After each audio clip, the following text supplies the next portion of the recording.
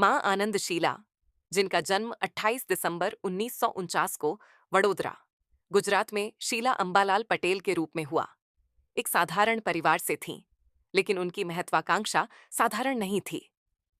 किशोरावस्था में वह पढ़ाई के लिए अमेरिका चली गईं, जहां उनकी जिंदगी का रुख हमेशा के लिए बदल गया।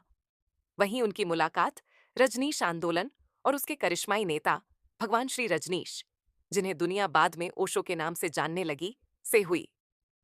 ओशो के विचार, उनकी वाणी और उनकी अद्भुत उपस्थिति ने शीला को इतना प्रभावित किया कि उन्होंने अपना सब कुछ छोड़कर उनका साथ थाम लिया।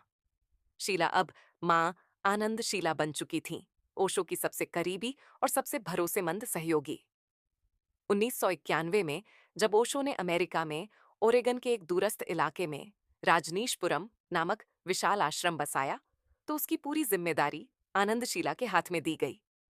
वह केवल सचिव नहीं थीं, बल्कि पूरे साम्राज्य की कमान उन्हीं के पास थी।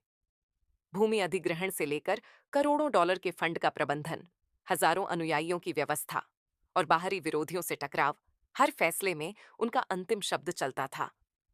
उनकी तेज जुबान और आक्रामक शैली उन्हें आश्रम के भीतर भय और सम्मान दोनों का केंद्र बना चुकी थी।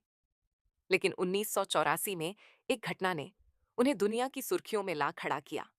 अमेरिका के इतिहास का पहला और सबसे बड़ा बायोटेरर हमला। ओरेगन के द डेल्स शहर के कई रेस्तरां के सलाद बारों में जानबूझकर सैल्मोनेला बैक्टीरिया मिला दिया गया। उद्देश्य था स्थानीय चुनाव में मतदाताओं को बीमार कर देना, ताकि राजनीशपुरम के समर्थक जीत सुनिश्चित कर सकें। सैकड़ों लोग बीमार पड़े और जांच में इसके पीछे मां आनंदशीला का नाम सामने आया। इस घटना ने उनके खिलाफ गंभीर आरोपों की बांट ला दी।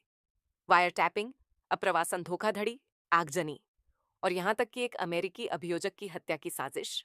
1985 तक ओशो और आनंदशीला के रिश्तों में गहरी दरार पड़ चुकी थी। ओशो ने सार्वजनिक रूप से उन पर भ्रष्टाचार और शक्ति के दुरुपयोग का आरोप लगाया। हालात इतने बिगड़ गए कि आनंदशीला अपने करीबी सहयोगियों के साथ अमेरिका छोड़कर भाग गईं। लेकिन भागना लंबे समय तक काम नहीं आया। 1986 में जर्मनी में उनकी गिरफ्तारी हुई और उन्हें अमेरिका लाकर 4 साल से अधिक की सजा सुनाई गई। हालांकि अच्छे व्यवहार के चलते उन्होंने केवल 29 महीने जेल में बिताए और फिर स्विट्जरलैंड डिपोर्ट कर दी गईं।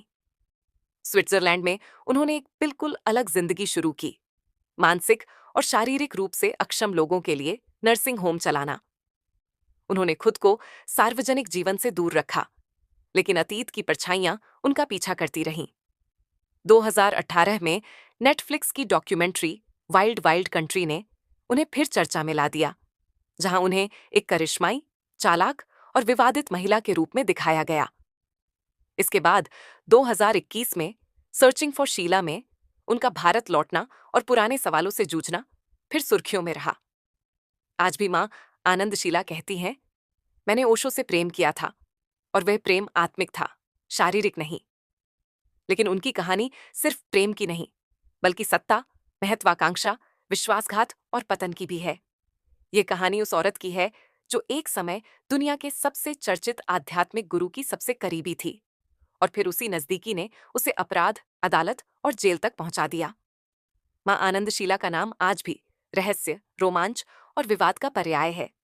एक ऐसी दास्तान जिसे जानना भी रोचक है और समझना भी मुश्किल।